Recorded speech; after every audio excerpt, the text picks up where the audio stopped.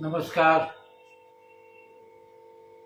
बेबाक लाइव के आज इस प्रातःकालीन सेवा में मैं आपके सामने उपस्थित हूँ।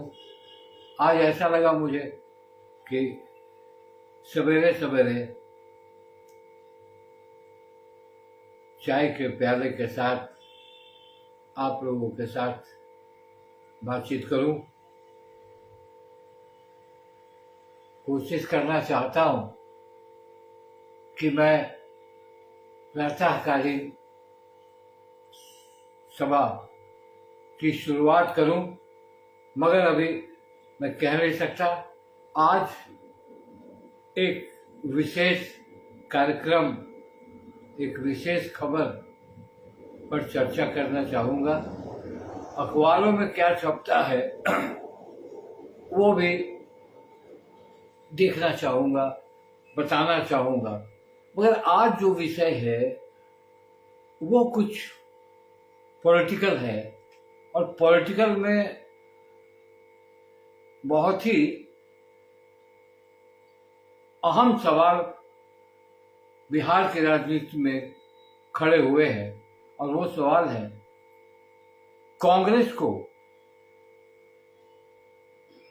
आरजेडी के द्वारा अलग कर देना, अपने पार्टनरशिप से उन्हें बाहर कर देना। ये सवाल कुछ आगे की राह तय करने वाली दिखती है, और कांग्रेस को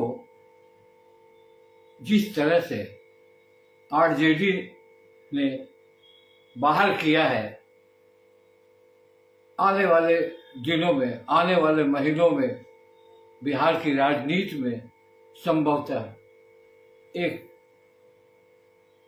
नई दिशा या एक नया गठबंधन बनने की ओर अग्रसर करता है। जैसा कि आप जानते हैं, इन दिनों अखिल भारतीय स्तर पर कांग्रेस की स्थिति सर्वाइवल ऑफ फिटेस्ट की, जैसे डार्विन का जो थ्योरी था सर्वाइवल ऑफ फिटेस्ट, उसी राह पर है। अभी जिस तरह के चुनाव होने हैं अन्य राज्यों में, उत्तर प्रदेश में, पंजाब में और भी राज्यों में, कांग्रेस को कहीं बहुत बड़ा पार्टनर नहीं मिल रहा है। उत्तर प्रदेश में भी समाजवादी पार्टी अकेले चुनाव लड़ना चाहती है, मायावती की बीएसपी अलग चुनाव लड़ना चाहती है, और कोई ऐसा दल नहीं जो कांग्रेस के साथ मिलकर चुनाव लड़े। जिसकी वजह यह है कि कांग्रेस का ग्राफ गिरता जा रहा है लगातार। कांग्रेस के अंदरूनी लड़ाई, 23G की लड़ाई, चाहे अन्य राज्यों में खींचातानी जो चल रही है, वो सबके सामने है। पंजाब में नवजोत सिंह सिद्धू के प्रकरण ने कांग्रेस की जो वहां पकड़ थी उसको भी कमजोर की है। अब वहां कांग्रेस अपने ही पार्टी में कैप्टन के अलग लड़ना चाह रहे हैं, अलग पार्टी बना रहे हैं। वर्तमान मुख्यमंत्री भी परेशान हैं और सिद्धू बम के गोले छोड़े जा रहे हैं। सिद्धू अपने शर्त पर वहां कांग्रेस में काम करना चाहते हैं। तो ये सब लेकर कांग्रेस अखिल भारतीय स्तर पर परेशान है। ये बात जुदा है कि जिस तरह से किसानों पर गाड़ी चढ़ाई गई है भाजपा के गृह राज्य मंत्री के पुत्र के द्वारा, जो बताया जा रहा है कि वो उनके द्वारा ही गाड़ी से कुचला गया, किसानों की मौत हुई, उसको लेके थोड़ी बहुत परेशानी वहां बीजेपी को हो रही है। और प्रियंका गांधी जिस तरह से 40% महिलाओं की बात, चुनाव में भागीदारी की बात की है, और जिस तरह से उनकी सभा में भीड़ हो रही है, उससे कांग्रेस थोड़ा उत्साही है, मगर भीड़ चुनाव में वोट बदल देने का पैमाना नहीं होता। तो उसी संदर्भ में पूरे देश में जो कांग्रेस की जो स्थिति है वो नहीं है जिससे कहा जा सकता है कि कांग्रेस बैक हो रही है, कांग्रेस अपने पुराने तेवर में लौट रही है। तो ऐसा दिखता नहीं। अब आगे चुनाव में क्या होगा, क्या रणनीति तय होगी, क्योंकि अभी कांग्रेस वर्किंग कमेटी की मीटिंग भी हुई जिसमें सोनिया गांधी ने स्पष्ट शब्दों में चुनाव, संगठनात्मक चुनाव कराने की बात की और डेट भी उन्होंने घोषित किया कि अगले साल चुनाव होगा और तब तक मैं कांग्रेस की प्रेसिडेंट हूं और पूरे जोश खरोश के साथ मैं वो हूं। मगर वहां राहुल गांधी को फिर ये अध्यक्ष बनाने की बात उठी। ये सारी बातें हो रही है जो कि अभी कांग्रेस को जिन राज्यों में चुनाव है उन राज्यों में वो शेप नहीं मिल पा रहा। अगर पंजाब था जहां की कांग्रेस की स्थिति श्योर शॉर्ट थी, मगर अब कुछ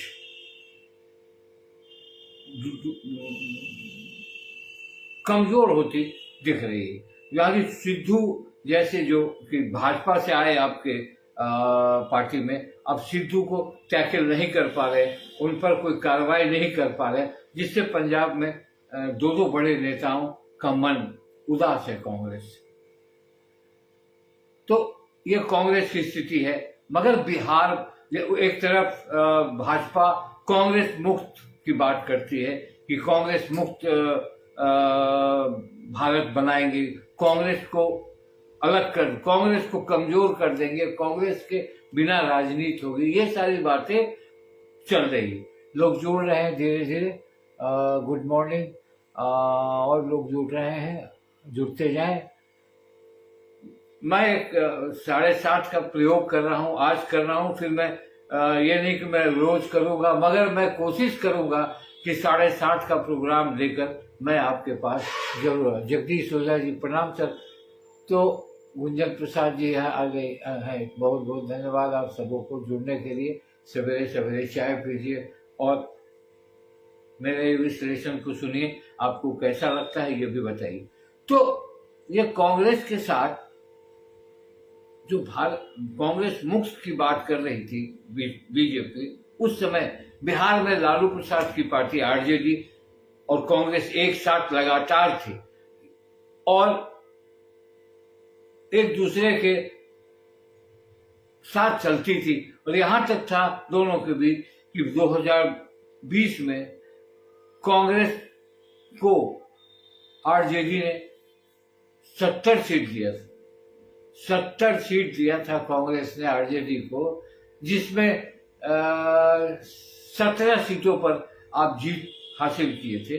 तो कांग्रेस का गठबंधन आरजेडी के साथ रहा। मगर क्या वजह है, क्या आरजेडी भी चाहती है कि कांग्रेस मुक्त बिहार में राजनीति हो और वो अकेले चुनाव लड़े और आगे का रास्ता वो अकेले करे। क्योंकि अभी हुआ क्या है कांग्रेस में, आप सभी को पता है कि बिहार में 2 विधानसभा में उपचुनाव की घोषणा हुई। चूंकि दोनों जगहों पर 2020 में चुन कर आए विधायकों की मौत हो गई, उसको लेकर उपचुनाव की घोषणा हुई और उपचुनाव 30 अक्टूबर को उपचुनाव होने हैं। कहाँ होने हैं? तारापुर और कुशेश्वर स्थान, ये 2 जगहों पर चुनाव होने हैं। इसमें क्या हुआ, कुशेश्वर स्थान में पिछले चुनाव में कांग्रेस ने विजय तो नहीं पाई थी, विजय प्राप्त नहीं हुई थी, वो दूसरे स्थान पर थे, मगर मजबूती के साथ वो चुनाव लड़ रहे थे। और तारापुर में जो विधानसभा है उससे जनता दल यूनाइटेड, दोनों सीट जनता दल यूनाइटेड की है। जनता दल यूनाइटेड के मेवालाल चौधरी जीते थे और आरजेडी दूसरे स्थान पर थे। तो तारापुर में भी दूसरे स्थान पर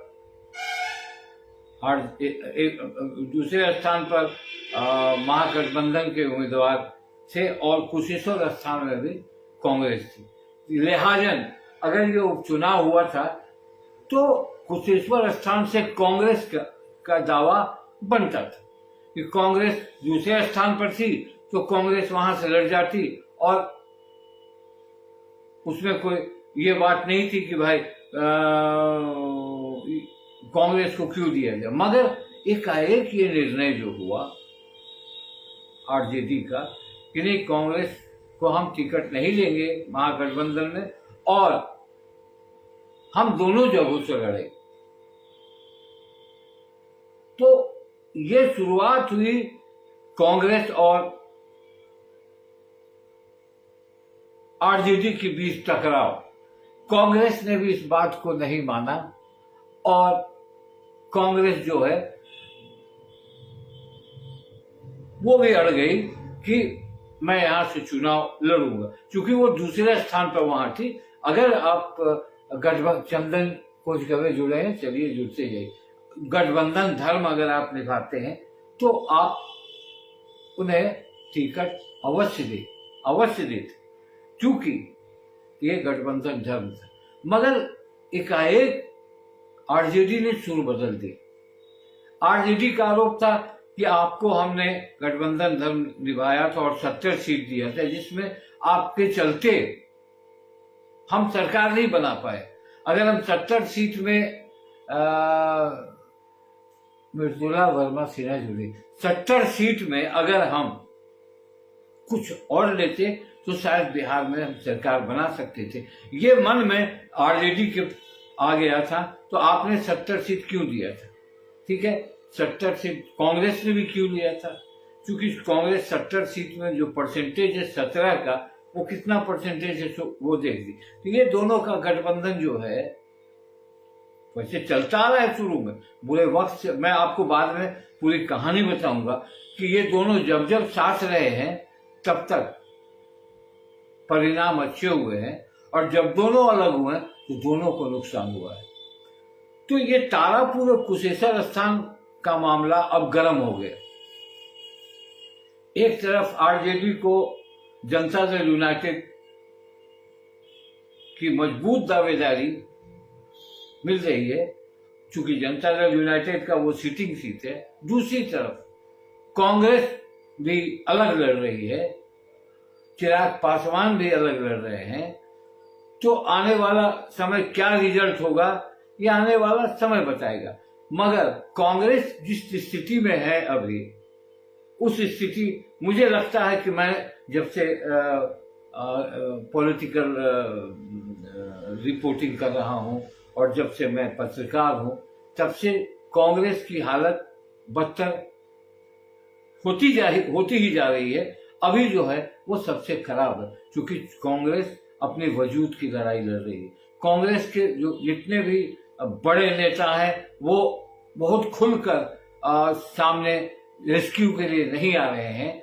और कांग्रेस वर्किंग कमेटी की जो मीटिंग हुई है, जिसको लोग कहते हैं कि सोनिया गांधी ने बड़ी मजबूती से अपनी बातों को रखा है, पता नहीं इसका क्या असर होगा। मगर अध्यक्ष पद अब ऐसा लगता है कि कांग्रेस गांधी परिवार में ही किसी के पास जाएगा। अब राहुल गांधी को लोग कह रहे हैं कि तैयार हो जाइए। इन सब राहुल गांधी भी चर्चा है कि उन्होंने हामी भरी है। तो अब आगे देखिए संगठनात्मक चुनाव, और चुनाव के बाद क्या होता है। कांग्रेस का इस बीच 4 राज्यों का चुनाव है। बिहार में ये प्रश्न चिन्ह है, बिहार में एकाएक कांग्रेस मुक्त बिहार आरजेडी भी क्यों चाहने लगी। ये तो मैनिफेस्टो था भाजपा का कि कांग्रेस मुक्त बना दूंगा। इधर से भी उधर भाजपा का था कि कांग्रेस मुक्त बनाऊंगा, इधर अब आरजेडी भी कह रही है कि कांग्रेस मुक्त मैं अकेला चलूंगा। मगर बिहार की राजनीति में, या अगर आप देश के चुनाव की राजनीति करते हैं, 2025 की बात 24 या 25 की बात 24 की बात करते हैं, तो बिना गठबंधन के आरजेडी कहां तक चलेगी, ये समझ की बात है। मगर एक ये सवाल जरूर खड़ा हुआ है कि भाजपा भी चाहती है कांग्रेस मुक्त, और ये भी आरजेडी भी चाहने लगी है कांग्रेस मुक्त, और ये दोनों के बीच सुलह की बात नहीं दिख रही है। अगर भक्त चरण दास जो बिहार के प्रभारी है वो भी अड़े हुए हैं, उन्होंने यहां तक कह दिया है उनके पार्टी में कि लगता है कि आरजेडी और भाजपा की ओर मुड़ रही है। उन्होंने ये सारा भी कर दिया, उन्होंने कहा भी। और इस तरह के कांग्रेस मुक्त का होना, मैं कह नहीं सकता कि ऐसी खिचड़ी पक रही है, मगर खिचड़ी कैसी पक रही है ये मैं खुलकर अभी क्यों नहीं बता सकता। मगर बिहार में कांग्रेस और आरजेडी का जो गठबंधन रहा है उसके का इतिहास में थोड़ा मैं आपको बताना चाहता हूँ। तारापुर और कुशेश्वर स्थान में उपचुनाव ने महागठबंधन में दरार ला दी, बल्कि सालों से एक दूसरे के सियासी रहबर रहे आरजेडी और कांग्रेस अब एक दूसरे की राजनीतिक दुश्मन जैसे हो गए। आपको बयान से नहीं लग रहा जो भक्त चरण दास कह रहे हैं कि अब कांग्रेस, अब आरजेडी बीजेपी की ओर जा रही है, और अंत में मैं थोड़ा बताऊंगा इसका फॉल। अभी मैं आपको बता रहा हूं कि क्या है। हालांकि पहले भी दोनों कई बार अलग होकर चुनाव लड़े, परंतु जब भी ऐसी परिस्थिति आई दोनों को मुंह की खानी पड़ी।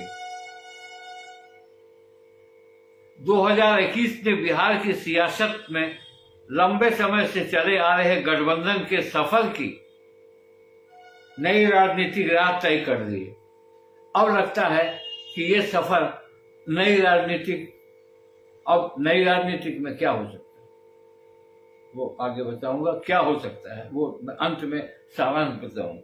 बिहार में कांग्रेस की राजनीति जमीन और जनाधार जब कमजोर हुई तो सियासत में साथ चलने के लिए उसे आरजेडी को अपना रहबर बना लिया, अभी पार्टनर बनाया आरजेडी को, जब कमजोर होने लगी। 1990 से 2000 तक की सियासत इस समझौते के आधार पर करते रहे और फायदा दोनों दलों को मिलता रहा, और बीच बीच में दूरी बढ़ी तो घाटा भी दोनों दलों को उठाना पड़ा। यह सियासी समझौता अब नए राजनीतिक मापदंड पर आधार बदल रहा है। दोनों का जो राजनीतिक मापदंड है उसका आधार जो है वो बदल रहा है। इसके एक नहीं कई आधार हो सकते हैं, लेकिन जिस तरीके से राजनीतिक दलों ने अपनी जरूरतों को बदला है उसमें निश्चित तौर पर बिहार में कांग्रेस और आरजेडी के अलग जाने के बाद फायदा चाहे जिस पार्टी को हो, लेकिन घाटा कांग्रेस और आरजेडी दोनों को होगा। घाटा फायदा बीजेपी को हो जाए, फायदा जनता दल यूनाइटेड को हो जाए, फायदा और लोग और अन्य किसी पार्टी को हो जाए, मगर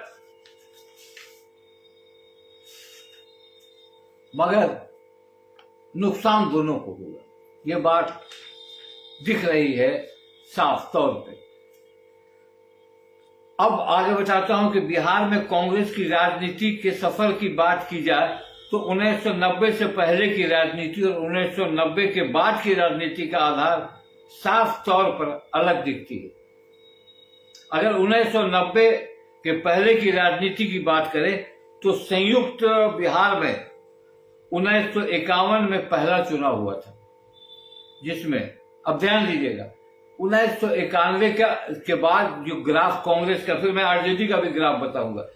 1951 में पहला चुनाव हुआ था जिसमें कांग्रेस को 239 सीट मिली थी। तरुण भाई और तबीश भाई नमस्कार। 239 सीटें मिली थी। फिर 57 में चुनाव हुआ था, उसमें कांग्रेस को अकेले 250 सीट मिली थी। 1962 में 185 सीट, 1967 में 128, 1969 में 118, 1972 में 162 सीटें मिली थी। ये फेज था कांग्रेस का, और कांग्रेस एकमात्र ऐसी पार्टी थी, उस समय विपक्ष बहुत मजबूत नहीं था और कांग्रेस की जो मोनोपोली थी वो कांग्रेस की मोनोपोली चलती रही। उस समय उन्हें गठबंधन धर्म और गठबंधन की बात भी दिमाग पर नहीं आई होगी। वो तो सोचती थी कि मैं अकेले लड़ता हूं, अन्य पार्टियां हमसे कमजोर हो जाती हैं, सीपीआई, एमएल, ये सारी पार्टियां, उसके अलावा भाजपा हो या कोई अन्य क्षेत्रीय पार्टी हो, ऐसी कोई मजबूत दावेदारी कांग्रेस को नहीं मिली थी। और कांग्रेस ने जो अपना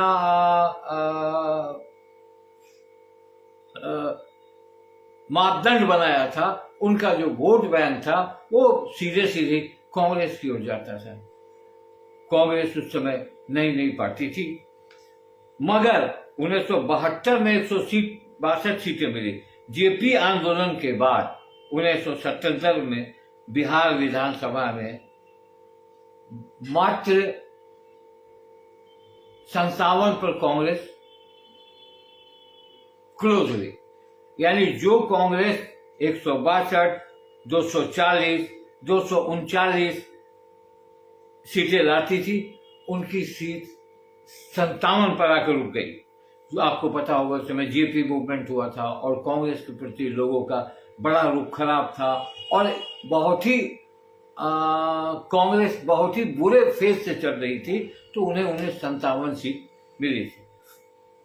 1980 में हुए विधानसभा चुनाव में फिर इंदिरा गांधी ने जिस तरह से बैक किया कांग्रेस को देश में, और जिस तरह से वो बेलची में हाथी पर सवार होकर जिस तरह से गई और कांग्रेस बैक हुई, तो जो 1980 विधानसभा हुआ चुनाव, उसमें 169 सीटें उन्हें मिली।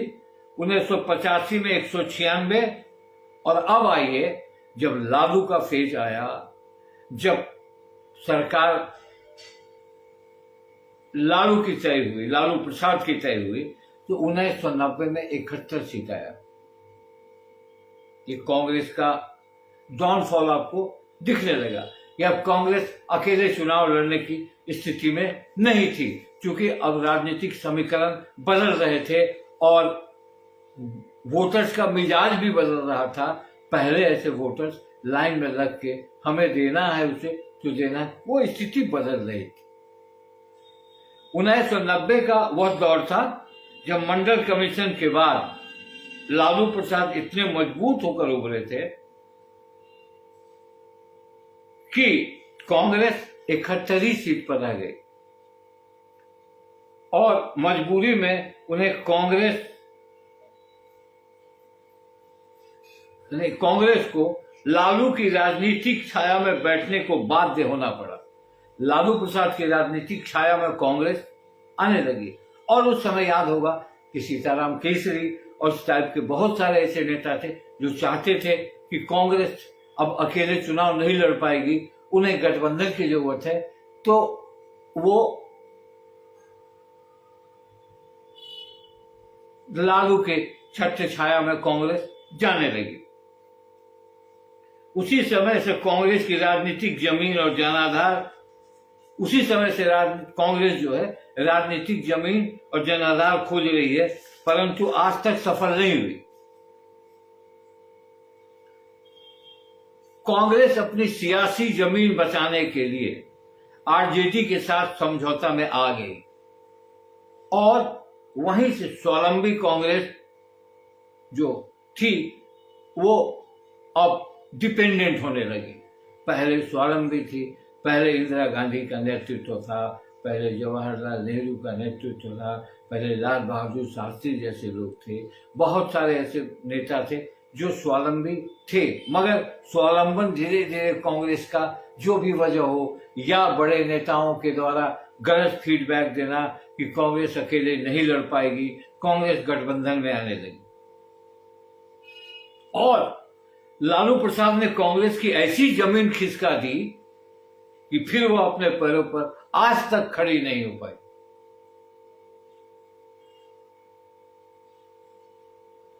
आलोक जी, मैं अभी भागलपुर में, पटना में नहीं हूं।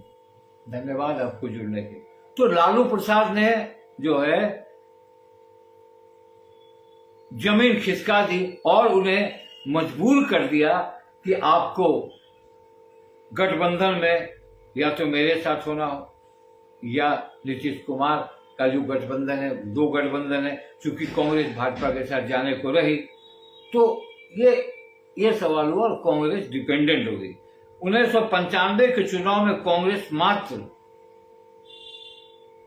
जो सबसे हालत खराब थी 1977 में, जिस तरह से कांग्रेस की स्थिति थी 1977 में, जो हवा थी कांग्रेस के खिलाफ, उस समय उन्हें 71 सीट आया था जब वो अकेले चुनाव लड़े थे। और अब 95 का दौर शुरू होता है। 1995 चुनाव में कांग्रेस मात्र 29 सीटों पर सिमट गई। कितना डिक्लाइन हो रहा है कांग्रेस का। डिक्लाइन देखिए बिहार में कांग्रेस के कितने मुख्यमंत्री हुए, बहुत मुख्यमंत्री हुए, श्री कृष्ण सिंह से लेके विनोदानंद झा, माया प्रसाद, केवी सहाय और भी जगन्नाथ मिश्रा, भगवत झा, आजाद, चंद्रशेखर सिंह, ऐसे कितने लोग हुए जो कांग्रेसी नेता यहाँ के मुख्यमंत्री होते गए। मगर अभी 95 के चुनाव में आपने देखा 29 सीटों में सिमट गई। जेपी आंदोलन के सहयोगियों के साथ देना और बीजेपी से लड़ाई लड़ना, ये कांग्रेस का लाइन बन गया। ये जिस जेपी के मूवमेंट में कांग्रेस को, जेपी के अनुयायियों ने कितनी फजीयत की थी कांग्रेस के खिलाफ, आज वही जेपी के अनुयायी लालू भी कांग्रेस के साथ होते चले गए। 1998 के लोकसभा चुनाव में कांग्रेस को इस बात का बेहतर तरीके से एहसास हो गया कि बिहार में अपनी पूरी जमीन वो खो चुके हैं। 2000 के पहले हुए लोकसभा चुनाव में कांग्रेस आरजेडी एक साथ थी, परंतु 2000 के विधानसभा में अलग अलग। देखिए ये गठबंधन धर्म, एक बात मैं मानता हूं कि एनडीए जिस तरह का गठबंधन बनाती है वो लगभग, चाहे वो अटल जी के समय एनडीए का गठबंधन हो, चाहे नरेंद्र मोदी के समय का, ये गठबंधन एक लाइन खींचती है। अंदर में पॉलिटिकल भूख जो हो, मगर एक लाइन खींचती है और वो चलती है।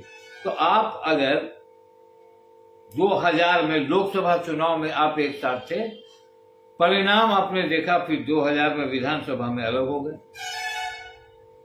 ये किस तरह का गेम हो रहा था। कांग्रेस 245 सीट पर चुनाव लड़ गई 2000 में। देखिए हो सकता है कि कांग्रेस को आभास हुआ हो और कांग्रेस को कुछ बड़बोले नेता ने फीडबैक दिया होगा अपने आला कमान को कि हमें लड़ना चाहिए 243 सीट पर और ये गठबंधन धर्म से अलग होना चाहिए। ये मुझसे मैं याद है कि जब चुनाव हुआ था तो कितना सीट आया था 243 में कांग्रेस, 23 सीट। समझिए क्या बुरा प्रदर्शन था। ये बिहार की राजनीति में कांग्रेस की सबसे बड़ी हार थी, 23 सीट। वही राष्ट्रीय जनता दल 124 सीट जीत ली। लालू प्रसाद ने अपने दल को 124 सीट दी। हालांकि वर्ष 2000 ही था जब बिहार झारखंड के बंटवारे की राजनीतिक जोर पकड़ने लगी और इसका असर बिहार और झारखंड की राजनीति पर पड़ने लगा और वहां कांग्रेस पूरी तरह बिखर चुकी थी। वहां कांग्रेस से अलग हटकर आरजेडी को चुनाव लड़ना भारी पड़ा था। जिस जनाधार की बात आरजेडी के लिए होती थी वह घटता चला गया। जब वहां झारखंड मुक्ति मोर्चा ने अपना प्रभाव जमाया, उसके साथ भाजपा ने भी अपना प्रभाव वहां जमाया। आजसू ऐसी पार्टी वहां बन गई तो झारखंड मुक्ति मोर्चा एक शक्ति बनती गई और वहां से कांग्रेस और आरजेडी भी, हालांकि कांग्रेस धीरे धीरे किसी आरजेडी की शक्ति चलेगी। 2000 में आरजेडी की सरकार बनी 2000 में बिहार में। इसके बाद बदले बिहार की राजनीतिक हालात में लालू प्रसाद पशुपालन घोटाले में पूरे राष्ट्रीय जनता दल की किरकिरी करवा बैठे। सहयोगी पार्टी होने के नाते कांग्रेस को भी काफी फजीयत का सामना करना पड़ा। और ये जो डाउनफॉल शुरू हुआ आरजेडी का 2000 से 2005 में आपने देखा कि मुख्यमंत्री नीतीश कुमार जब बने, उन्होंने किस तरह से पॉलिटिकल लड़ाई में अपने को बैक किया लालू प्रसाद जैसे और कांग्रेस के गठबंधन के साथ वाली पार्टी में। और फिर 2005 में दोनों ने मिलकर चुनाव लड़ा, पर नीतीश कुमार की राजनीति रथ को वो रोकने में कामयाब नहीं हुए। जनता बदलाव चाहती थी। 2005 के बाद बदली राजनीतिक सियासत ने समय समय पर आरजेडी और कांग्रेस के बीच सियासी लड़ाई छिड़ती रही। ये लड़ाई छिड़ती रही, ये मौका परस्ती की लड़ाई। और अगर आप माने तो अगर मैं मजबूत हूं तो मैं आपके साथ हूं, कमजोर हूं तो आपसे अलग हूं। ये राजनीति गठबंधन ऐसा नहीं हुआ कि हर हाल में ये गठबंधन हो। ये मौका देख के कि किसको कितना सीट आएगा, हमें कहाँ मदद मिलेगी, बहुत सारी बातें चुनाव में फैक्टर होते हैं। और ये हुआ 2004 से 2009 तक चली मनमोहन सिंह की सरकार में आरजेडी सुप्रीमो लालू प्रसाद तो बिहार में कांग्रेस का समझौता, दोनों का बिहार में भी कांग्रेस समझौता चल रहा था। लेकिन 2009 में जब दूसरी बार मनमोहन की सरकार बनी तो लालू उसमें शामिल नहीं किए गए। इसका राजनीतिक विभेद बिहार में दिखा। 2010 में हुए विधानसभा चुनाव में कांग्रेस और आरजेडी की दोस्ती फिर टूट गई। और उस समय कांग्रेस के अध्यक्ष होते थे अनिल शर्मा, अध्यक्ष थे, और आरजेडी से विवाद शुरू हो गया था। उन्होंने अति उत्साही में 243 सीटों पर अपने उम्मीदवार खड़े कर दिए। 2010 के चुनाव में दोनों दलों की किरकिरी हो गई। कांग्रेस को मात्र 4 और आरजेडी को 22 सीटें मिली। समझिए किस तरह से वोट का दोनों के गठबंधन होने के बावजूद भी जिस तरह से नीतीश कुमार का एक्सेप्टेंस था पब्लिक के प्रति। और जिस समय लोग कहते थे कि लोग जानते थे कि वो राज था, जो जंगल राज की बात हो गई, तो उसमें नीतीश कुमार के सामने, ये गठबंधन के सामने, एनडीए गठबंधन के सामने आरजेडी भी नहीं टिक पाई। कांग्रेस 4 सीट पर, सबसे खराब 4 सीट किसी तरह आया, और आरजेडी को 22। आरजेडी के पास इतनी भी संख्या नहीं थी कि विधानसभा में विपक्ष का नेता बनाने की एलिजिबिलिटी भी उन्हें नहीं मिली थी। 2013 के बाद जब बिहार और देश में नरेंद्र मोदी की सियासत को जगह देना शुरू कर दिया, जिसमें नीतीश और बीजेपी के बीच विरोध भी शुरू हुआ, मतभेद भी हुआ। और आपको याद होगा उस समय जिस तरह से कांग्रेस की भाजपा के राष्ट्रीय कार्यकारिणी की जो बैठक पटना में हुई थी, और जिस तरह नरेंद्र मोदी और नीतीश कुमार के बीच जो विवाद हुआ था, जिस तरह से भोजन जो है खाना भी कैंसिल हुआ था, और जिस तरह से लोग लौट गए थे, ये किसी से छुपा नहीं है, ये मुझे बोलने की जरूरत भी नहीं है, ये हर लोग जानते हैं कि उसके बाद नीतीश कुमार अलग होने लगे। और 2015 के विधानसभा चुनाव में नीतीश ने लालू से और लालू ने नीतीश से हाथ मिला दिया, दोनों ने एक दूसरे से हाथ मिलाया, और कांग्रेस को भी साथ ले लिया। इस चुनाव में कांग्रेस को 27 सीटें मिली, कांग्रेस की मैं बात कर रहा हूं। और उस समय तो आपको 81 सीट उनको, 71 सीट इनको मिला, और इन दोनों ने सरकार बनाई। सरकार बनाने के बाद 2019 का जब चुनाव हुआ तो कांग्रेस और आरजेडी फिर साथ हुए, मगर वो परिणाम नहीं दे पाए। सिर्फ कांग्रेस को 1 सीट मिली और आरजेडी पूरी तरह से साफ हो गई। तो इस तरह का इन दोनों का जो राजनीतिक सफर हुआ, इस राजनीतिक सफर में दोनों मिले हैं, जुदा हुए हैं, फिर मिले हैं, जुदा हुए। मगर इस बार जिस तरह का बयानबाजी चल रहा है उससे ये नहीं लगता है कि अब दोनों, देखिए राजीव भाई अभी भी बदलाव चाहती है। अब कौन बदलाव, कैसे बदलाव होगा, ये राजनीतिक समीकरण तय होगा। ये आपके कहने का मतलब है डाउनफॉल। राजीव जी लिखते हैं कि डाउनफॉल इसी तरह होता है, एक समय के बाद जनता बदलाव ठीक है, जनता बदलाव चाहती है, मगर आप जो ग्राफ देख रहे हैं, जो सबसे बड़ी पार्टी है कांग्रेस, उसने अपने को सुधारा नहीं ना। वो जनता के बीच गई नहीं, वो परिवार के बीच रह गई। उनके पास कोई ऐसा नेता गांधी परिवार से अलग नहीं है जो डायनेमिक हो, है मगर उन्हें उभारा नहीं गया। अब देखिए हर एक जगह कांग्रेस में लड़ाई चली, तो ऐसे में बदलाव कैसे होगा? ऐसे में जनता तो दिग्भ्रमित होगी। जनता को एक पार्टी चाहिए, जनता को देश जो चलाने वाला एक पार्टी चाहिए। आपको नहीं लगता राजीव भाई कि आप जो देख कांग्रेस को, हमने भी देखा, आपने भी देखा, 80 के दौर में देखा, कांग्रेस की मजबूती को देखा, कांग्रेस को बैक होते हुए देखा, जेपी आंदोलन के बाद कांग्रेस कैसे बैक हुई वो देखा। मगर उसके बाद आप जब देखते हैं, जब 4 सीट आता है, 27 सीट आता है, 19-17 सीट आता है, तो आप चाहते हैं कि जो मेन विपक्षी पार्टी है वो कैसे बदलाव चाहती है, क्या बदलाव चाहती है? आपको क्या लगता है कि अभी जो तारापुर और कुशेश्वर स्थान का चुनाव अगर जीत जाएगा विपक्ष, तो बदलाव होगा? आने वाले चुनाव में हो सकता है कि इसका कोई असर पड़े। अभी बदलाव मुझे नहीं दिखता। हाँ, अब मैं अंत में बताऊंगा, अभी नहीं दिखता, मगर अंत में राजनीति को समीकरण बन सकता है जो एक पत्रकार की नजर से मैं देखता हूं और लोगों के बातचीत करने की नजर से देखता हूं। मैं वो आपको बता सकता हूं, मैं एक संभावना व्यक्त कर सकता हूं, मैं उस पर मुहर नहीं लगा सकता।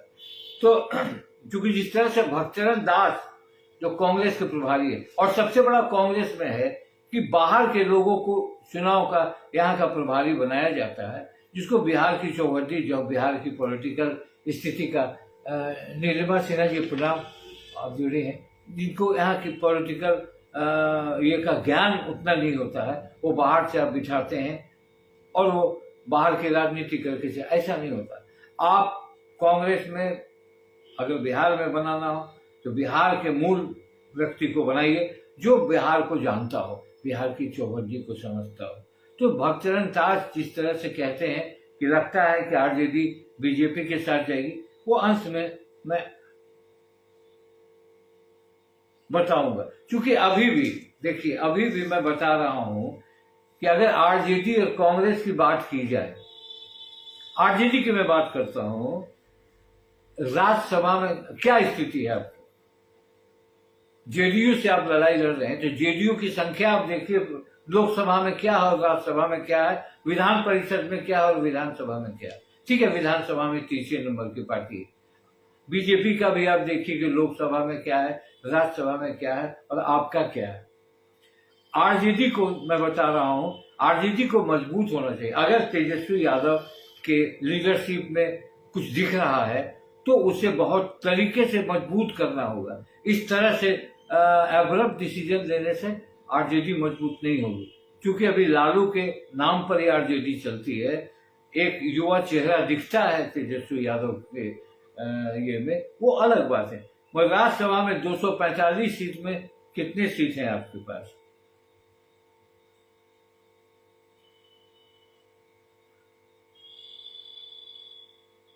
छह। विधानसभा में 75 है, 243 में आप बड़ी पार्टी है। झारखंड में 81 में आपकी स्थिति 1 है, वहां लोकसभा में आरजेडी 0 है। तो पहले तो आपको आपकी पार्टी राष्ट्रीय पार्टी मानी गई थी। एक समय था कि आपको 2000 पार्टी जनाधार परम के रूप में ओबीसी, दलित और मुस्लिम आपके साथ रहा है। पार्टी में निचली जाति की राजनीति के कारण कारक के रूप में माना जाता रहा। 2008 में राजद उत्तर पूर्वी राज्यों में अपना प्रदर्शन के आधार पर राष्ट्रीय पार्टी का दर्जा आपको मिला था। और अब आप देखें कि आप कहाँ खड़े हैं। तो आपको अगर लंबी राजनीति करनी है तो बहुत कुछ देखना होता है। अगर आपको अकेला चलना है और ये जो निर्णय आपने कुशेश्वर स्थान और ये लिया है, ये निर्णय साफ तौर पर दिखता है कि आप कांग्रेस से अलग होना चाह रहे हैं राष्ट्रीय स्तर पर भी। मगर आप बनाएंगे कौन सा गठबंधन? बिना गठबंधन के अब चुनाव लड़ना किसी भी दल की बस की बात नहीं है। नरेंद्र मोदी की भाजपा जैसी मजबूत पार्टी भी गठबंधन की राजनीति करती है। हर सेगमेंट में देखा जाता है कि इस राज्य में इस पार्टी का क्या जनाधार है, इसे जोड़ो। और आरजेडी अगर समझती है कि उन्हें बिना गठबंधन के सफलता मिलेगी तो ये हिमालयन ब्लंडर है, ये उनकी भूल है। मगर किस आधार पर उन्होंने अलग किया है और किस आधार पर आपने ठीक लिखा है राजीव जी, अभी तो बदलाव नहीं होगा। अभी लालू जी के नाम पर चल रहा है, इनके बेटे का नाम नहीं चल पाएगा। ये बात सही है। लंबी राजनीति के लिए लालू प्रसाद यादव ने कड़ी मेहनत की अपने पार्टी को बनाने के लिए। वो संस्थापक रहे अपने पार्टी के और उन्होंने जिस तरह से जोड़ तोड़ किया और जिस तरह से भी काम किया, जिस पार्टी को भी कमजोर किया, जिस पार्टी को भी तोड़ा, तो अभी तो आरजेडी लालू प्रसाद के नाम से जाना जाता है। और लालू प्रसाद के परिवार में भी आप देखिए कहीं न कहीं छेद दिख रहा। बड़े बेटे के नाम पर छेद दिख रहा है, ठीक है। छोटा बेटा तेजस्वी यादव जो है वो थोड़े एक्सेप्टेबल दिख रहे हैं और जनता के और यूथ के बीच आ रहे हैं। तारापुर विधानसभा जो उपचुनाव है उसमें मजबूती से वो खड़े हैं। अब परिणाम क्या होगा मैं ये नहीं कह सकता। कुशेश्वर स्थान का तो लालू जब तक हैं तब तक ये पार्टी मजबूत है। और लालू जिस दिन पार्टी को से अलग हो जाएंगे वो पार्टी पर जरूर खेला हो सकता है, ऐसा नहीं है। बहुत लोग लालू के आने का इंतजार है। ये खबरें आती हैं लालू नहीं आ रहे हैं, ये खबरें आती हैं तेज प्रताप मीसा भारती हो या जो एक नया मामला उभर गया। तेज प्रताप अपने परिवार की बात नहीं मान रहे हैं, कांग्रेस के उम्मीदवार को सपोर्ट करने जा रहे हैं। तो इस परिस्थिति में आप अकेले चुनाव लड़ पाएंगे? तो अब आइए अंतिम मूल शब्द में बताओ और फिर विदा लो। मेरा ये कहना है कहीं ना कहीं, चूंकि अभी बिहार में तकरीबन 4 साल और सरकार चलेगी, 3 साढ़े 3 साल, और 3.5 साल में जनता दल यूनाइटेड और बीजेपी का रिलेशन क्या होगा ये तय नहीं है। और जिस तरह से उत्तर प्रदेश के चुनाव से पहले, पंजाब के चुनाव से पहले आरजेडी ने कांग्रेस को अपने पाले से हटाया है, ये प्रश्न चिन्ह खड़ा करता है।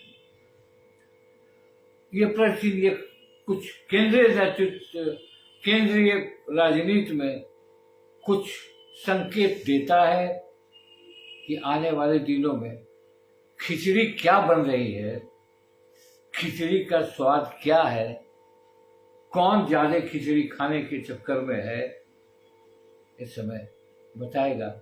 और ये बड़ा खेला भी हो सकता है, ये बड़ा खेला भी हो सकता है। अगर ये लोग जैसे भक्तचरण दास ने कहा कि भाजपा में जा रहे हैं, अगर भाजपा में जाएंगे तो कांग्रेस जनता दल यूनाइटेड तो अलग होगी और जनता दल यूनाइटेड के साथ ये कांग्रेस जाएगी। एक नया विपक्ष होगा जिसकी अभी संभावना नहीं बन रही। पॉलिटिकल कमेंटेटर तरह तरह की बात कर रहे हैं, मगर धुआं धुआं उठी है तो कुछ बात दिखती है। क्योंकि लालू प्रसाद यादव भी लगातार दिल्ली में जमे हुए हैं, तेजस्वी यादव भी बार बार दिल्ली जाते हैं, और ये मैं नहीं कहता हूँ कि उनका बीजेपी के साथ, हालांकि अभी बीजेपी का उन्होंने ये विधानसभा में जो आयोजन हुआ उसका उन्होंने विरोध किया, जो सही नहीं था। राष्ट्रपति जब आते हैं तो राष्ट्रपति किसी दल के नहीं होते। राष्ट्रपति के समारोह में इस तरह की बातें नहीं होनी चाहिए। राष्ट्रपति हैं तो हमारे राष्ट्रपति हैं, उसमें क्या हुआ, किसने बुलाया किसने नहीं बुलाया, मगर उन्होंने वहां पर भी तेजस्वी ने बीजेपी पर हमला किया है। मगर गलियारे में चर्चा कुछ हो रही है कि बात क्या है, आखिर कांग्रेस को अलग क्यों किया, या यह भी हो सकता है कि कांग्रेस के जनाधार बिहार में अगर सीटें आई हैं, 27 सीट जो आई वो आरजेडी और जनता दल यूनाइटेड के गठबंधन का वोट है। ये कोई पार्टी दावा नहीं कर सकता कि हम अकेले ला रहे हैं। अगर जनता दल यूनाइटेड और आरजेडी मिलती है तो दोनों का वोट ट्रांसफर होता है, तो आपस में एक दूसरे का वोट ट्रांसफर होता है, तब आपकी स्थिति अच्छी होती है। यही है गठबंधन की राजनीति। चलिए आगे आने वाले दिनों में बिहार की राजनीति इस चुनाव के बाद क्या रुख लेगी, मगर दोनों स्थान का चुनाव बाय इलेक्शन बड़ा दिलचस्प मोड़ पर है। अब इस पर देखना है कि जनता दल यूनाइटेड इस सीट को, दोनों सीट को कैसे बचा पाती है। ये सीट दोनों जनता दल यूनाइटेड को भी खोना है और पाना है। आरजेडी को ना खोना है ना पाना है, कांग्रेस को भी खोना है ना पाना है। कांग्रेस को बिहार में मेहनत करनी होगी। राजीव जी, मेहनत कांग्रेस की होती नहीं है। कांग्रेस की मेहनत सिर्फ चंद समारोह, चंद जयंतियों में कांग्रेस को जब तक जनता के बीच कोई बड़ा और अच्छा नेतृत्व नहीं पेश कर सकेगी, तब तक अभी फिलहाल मुझे कांग्रेस की दिशा दिखती नहीं बिहार में। आने वाले चुनाव में अभी 4 साल की देर है। अब इन 4 वर्षों में कांग्रेस क्या करती है, ये देखने वाली बात है। जिस तरह से प्रियंका गांधी मेहनत कर रही हैं, जरूर कर रही है मेहनत, और वो जिस तरह से जनता के बीच जा रही हैं, वैसे ही नेतृत्व की जरूरत है कांग्रेस को। क्योंकि ऐसा नहीं है कि जनता त्रस्त नहीं है, जनता महंगाई से परेशान है, जनता, बहुत सारी किसान आंदोलन है, बहुत सारी ऐसी बातें हैं जो वर्तमान सरकार के पक्ष में नहीं जा रहा है, मगर उसे भुनाए तो भुनाए कौन। हर पार्टी में फूट है और एनडीए का जो गठबंधन है वो अटूट है। तो ये पक्ष आपको भेजना होगा। कांग्रेस मजबूत होगी, कांग्रेस को मास लीडर चाहिए बिहार में। कांग्रेस के पास अब बिहार में जगन्नाथ मिश्रा हो, चंद्रशेखर सिंह हो, भगवत झा आजाद हो, ऐसे तमाम मुख्यमंत्रियों की कमी हो गई और राजनीति कास्ट फैक्टर पर डिपेंड हो गया। तो आने वाले चुनाव के बाद देखें बिहार की राजनीति किस करवट बैठती है। क्या कांग्रेस फिर महागठबंधन आरजेडी के साथ बना ले जाएगी, या आरजेडी उनसे पिंड छुड़ाना चाहती है, या आरजेडी को नए गठबंधन में जाना चाहती है। ये सारी बातों को लेकर हम फिर आपके पास आएंगे। इसके साथ ही नमस्कार, प्रणाम।